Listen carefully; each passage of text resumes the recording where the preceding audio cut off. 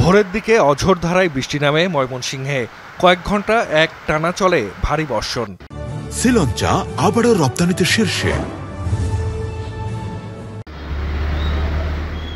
বৃষ্টির পানিতে তলিয়ে যায় নগরীর বিভিন্ন সড়ক, ব্যাহত হয় যান চলাচল। বিশেষ করে অলিগলিতে চলাচলে চরম ভোগান্তি পোহাতে হয় বাসিন্দাদের। শহরের বাগমারা ও বাঁশবাড়ি কলোনি এলাকায় পানি ঢুকে পড়ে বাড়িঘরে। জলাবদ্ধতার জন্য ড্রেনে ময়লা আবর্জনা জমে থাকাকে দায়ী করেছেন ভুক্তভোগীরা। ঘর ভরা পানি, কি করবো, ঘরের তো নাম্বারই পাইতেছে না। ড্রেনের কোনো কাজ নাই, যে অবস্থা শুরু হয়েছে বৃষ্টি একটুতেই অনেক জলাবদ্ধতা হয়ে যায়। ভারী বৃষ্টিতে হবিগঞ্জ শহরেও দেখা দেয় জলাবদ্ধতা। শায়েস্তানগর, চৌধুরীবাজার সহ বিভিন্ন এলাকায় সড়কে জমে হাঁটু পানি, তলিয়ে যায় পাড়া মহল্লার রাস্তাঘাটও। এতে ভোগান্তিতে পড়েন স্থানীয়রা।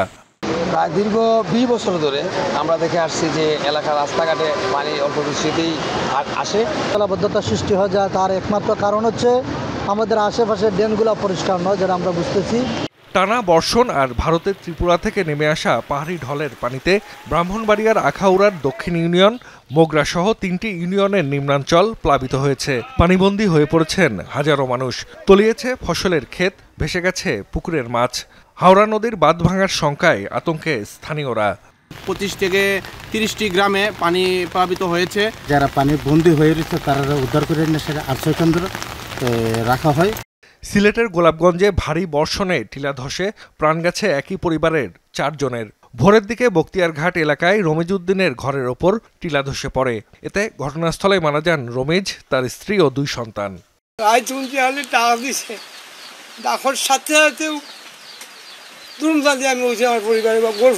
গতকালকেও মাইকিং করা হয়েছে এই অঞ্চলে মানুষ যাতে এই বিপজ্জনক জায়গায় না থাকেন, সরে যান। যেহেতু সরে যান নাই, সেই কারণে আমরা এখন থেকে চেষ্টা করব যে যাদেরকে এরকম ঝুঁকিপূর্ণ জায়গা আছেন তাদেরকে আমরা বাধ্যতামূলকভাবে সরিয়ে নেওয়ার। উজানের ঢল ও কয়েকদিনের বৃষ্টিতে মৌলভীবাজার, সুনামগঞ্জ ও হবিগঞ্জের বিভিন্ন নদ নদীর পানিও বাড়ছে। কোথাও কোথাও নদীর পানি বইছে বিপদসীমার ওপর দিয়ে।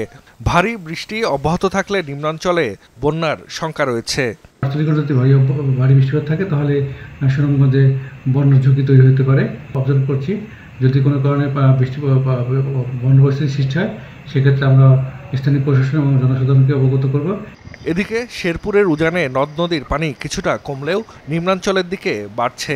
এতে প্লাবিত হয়েছে ঝিনাইগাতির বেশ কিছু এলাকা। জাহিদ হাসান, যমুনা নিউজ।